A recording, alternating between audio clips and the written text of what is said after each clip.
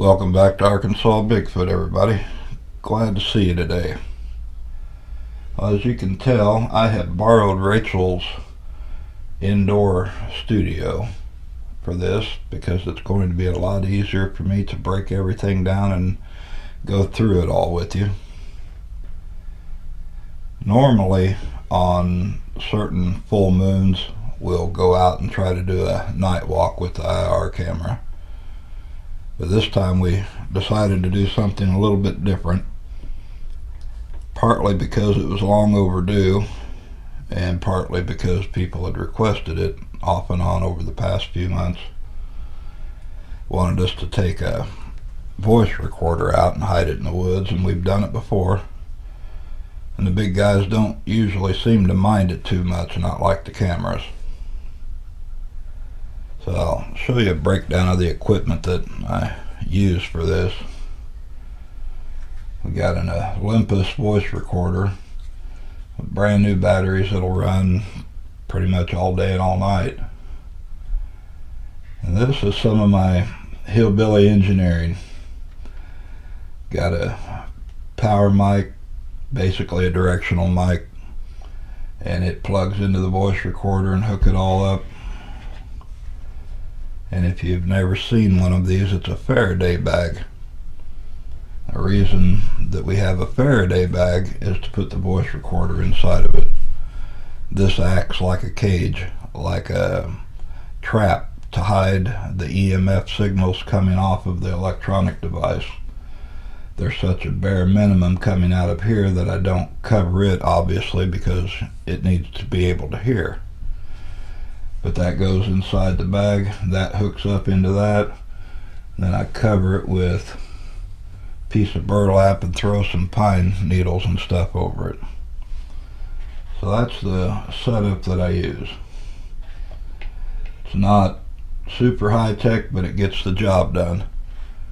The plus side is it does a really good job for anything out in front of it. It has kind of a echoey, like a tin can effect to it sometimes. The bad part is anything that's back behind it, it almost muffles it. So it sounds like it's a lot farther out than it would be. So anyhow, we took the treat buckets out and filled up the trees Monday evening about 4 o'clock. And I set all that stuff up near to where the rock stacks and that ground structure are at, back by the second gifting tree, and left it there. The reason that I don't do this as often as I do is because, quite honestly, it's a pain in the rear. If you record 10 or 12, 14 hours on this, then you have to sit and listen to 10, 12, 14 hours of audio off of this and try to pick through 98% of empty to find the parts where there's something interesting to listen to and break that all down. It's a editing nightmare, honestly. And then try to put something else to go with it to give you a visual, because everybody likes to have something to look at while they're listening. So it's time consuming. And that's the reason why we don't do this on a weekly basis, is because this happened Monday evening and you're just now getting this part of it, and this is just the first few hours into it.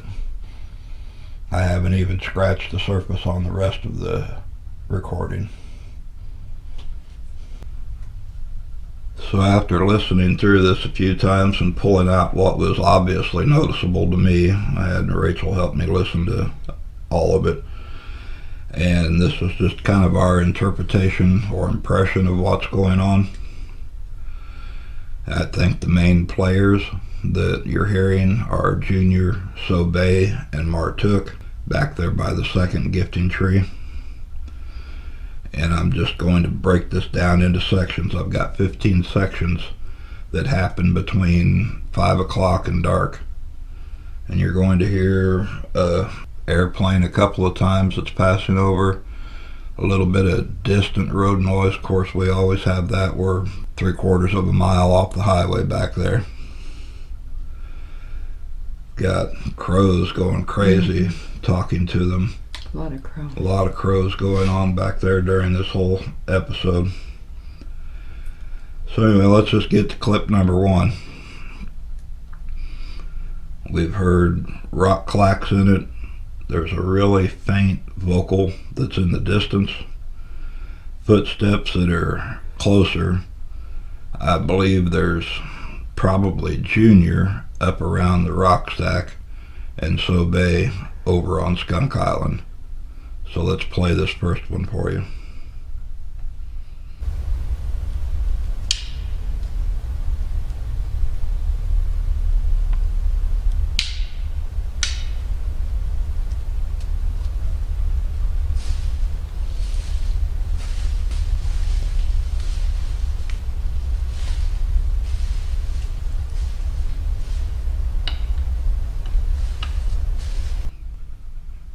Alright, so let's get on with clip number 2. What we heard were low grunts across Skunk Island, and I'm probably saying it's Sobay by the way that it sounded to our ear. That's what I think is going on. I think Junior has slipped up around the tree and he's got the food on his mind, and Sobay and Martook are back across Skunk Island. So here's clip number 2.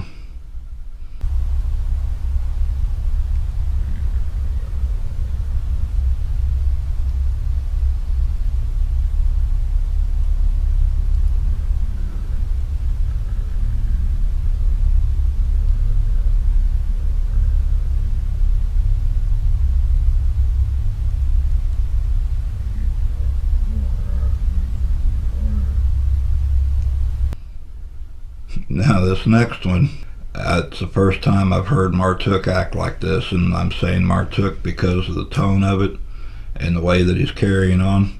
But I think that he's kind of arguing or talking to Sobay about the treats. But you'll hear him squeak almost, and then you can hear the cowbell kind of ding, just a couple dings back there. Limb snaps, there's footsteps going on in this. And I think this is picking up Martook and Sobay. Martook's known to be a little bit sassy, so we're just kind of going based on the personality traits that we know of. Again, their ages and tones we can only assess based on what we know, but that's our best guess.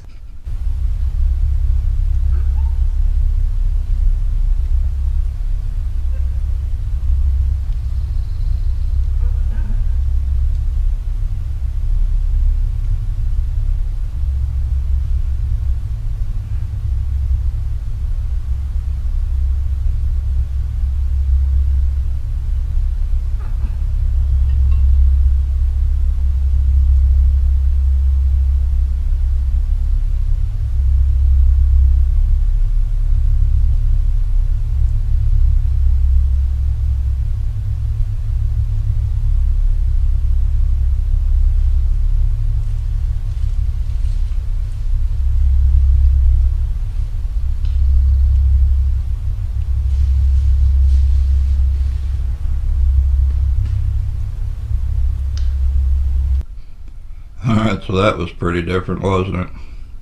Alright, clip number 4. It's really quick. We've got some loud tree knocks. And once again, this is coming from back behind Skunk Island, back where we normally hear the whoops whenever we ring the dinner bell. Here's that clip.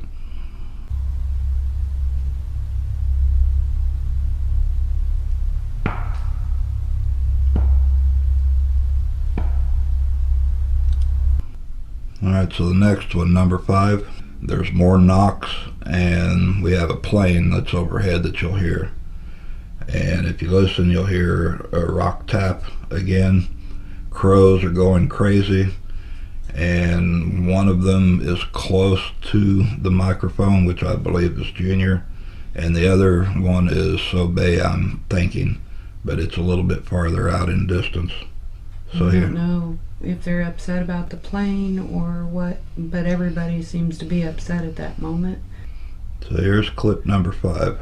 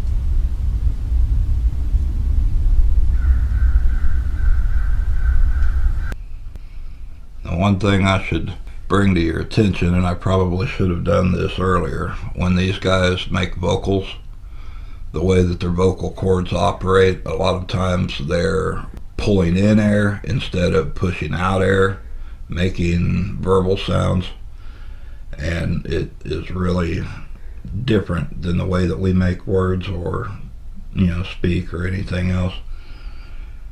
But clip number 6, you'll hear a crow really close to the microphone. He's going off, and then you'll hear a deep, low chest grunt, kind of a huffing sound. And I can't tell if that's coming from Sobay or Junior. The tone of it and the distance of it's just kind of in that in-between, so I'm not sure which one's doing this. And truthfully, we've never heard a couple of the others to know for sure what they sound like, but we're pretty sure it's one of those two. Now the females, they're usually always quiet. They just watch everybody else.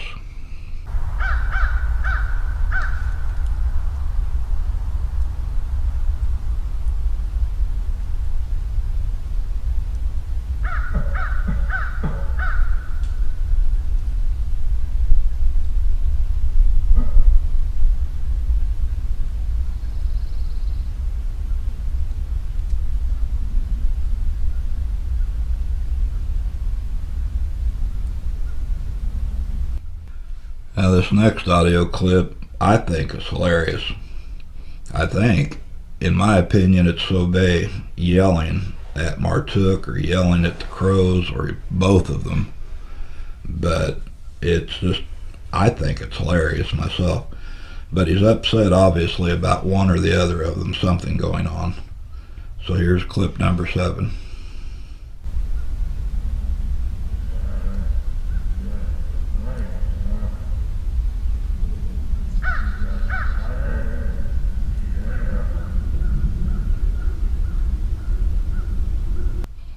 Alright, that was pretty interesting.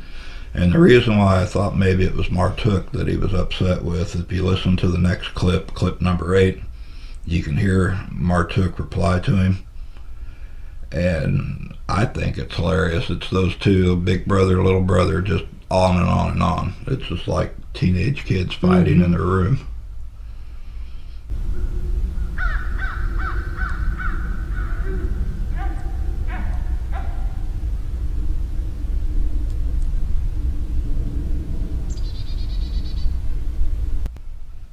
Okay, then the next clip, number 9, this is just a continuation of 7 and 8. Their argument is escalating. Martook's throwing a fit. I mean, he is throwing a fit, and Sobay replies to him at the end, kind of like, just shut up. Alright, here's number 9.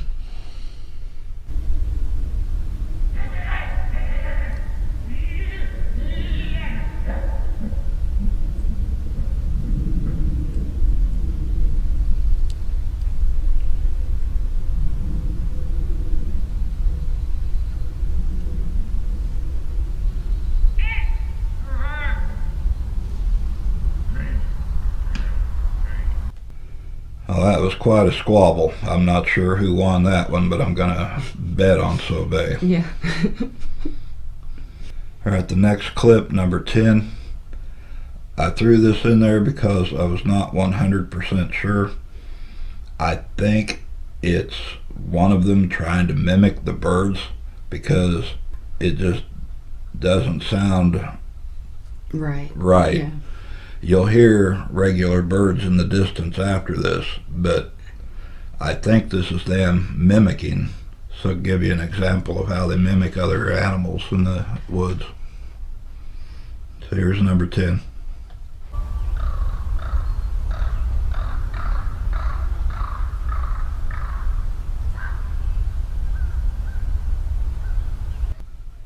We have heard them imitate the owls, imitate other songbirds, try to imitate the crows sometimes.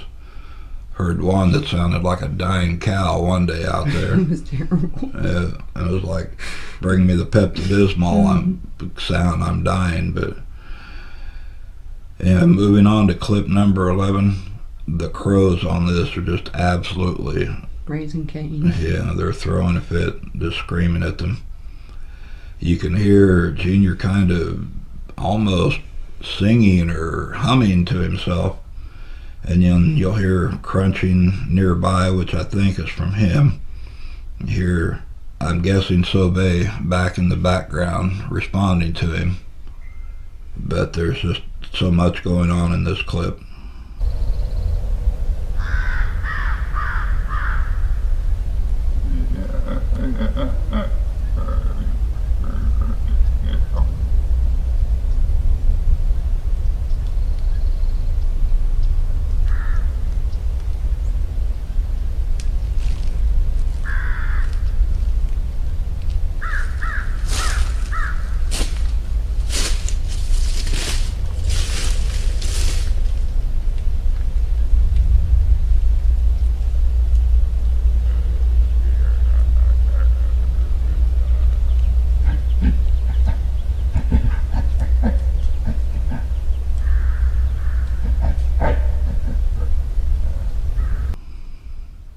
Number 12 on this one, what we could hear was what I think is Junior walking around the ground shelter, and he's jabbering, talking to Sobay in the distance. So here's clip number 12.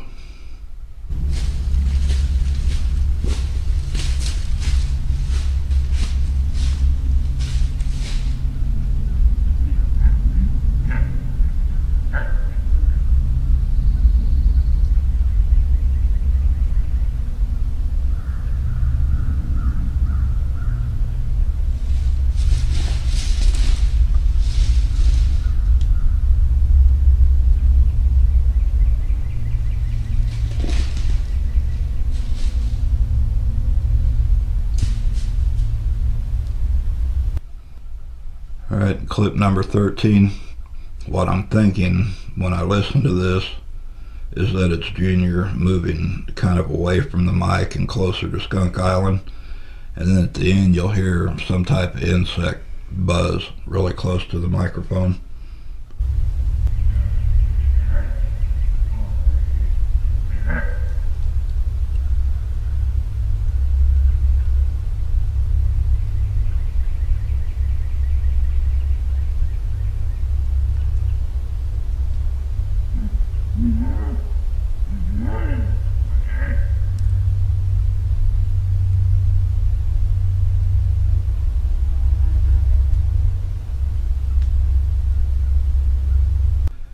And lastly, I consolidated all of the last of what I heard into 14, 15, 16 and just made one long clip. It all kind of runs together anyway instead of trying to break it down. But you'll hear what I think is Junior crunching around and talking. He's making some light taps with the rocks. If you've watched the videos at the rock stack, you know there's some little ones that are laying loose on the ground next to the three that are stacked up. And I think he's tapping some of the smaller ones together because they don't sound beefy enough to be the big rocks up on there. and then you'll hear him sound like he's kind of moving and coming back around toward the rock stack. But go ahead and listen to this, and that's what we think it is.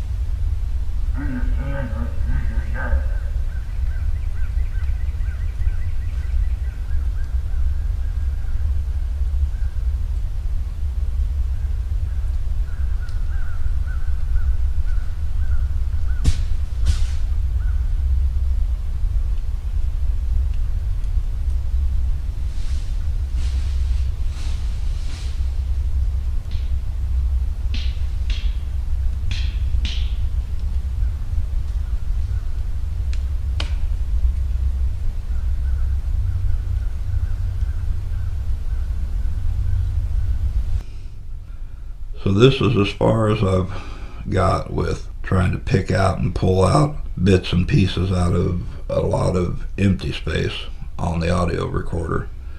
So yeah, I don't know when I'll post the next part of it, or if we'll just do a separate one later on down the road.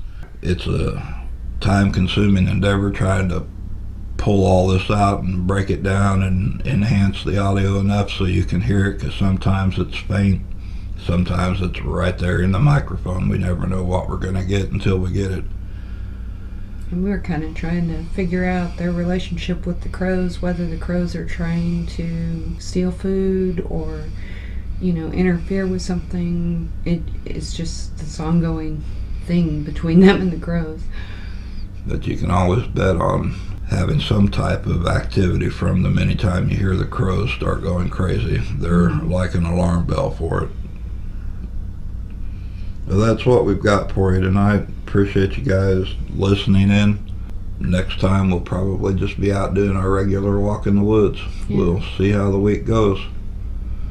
Sounds good. Thanks a lot and have a great night.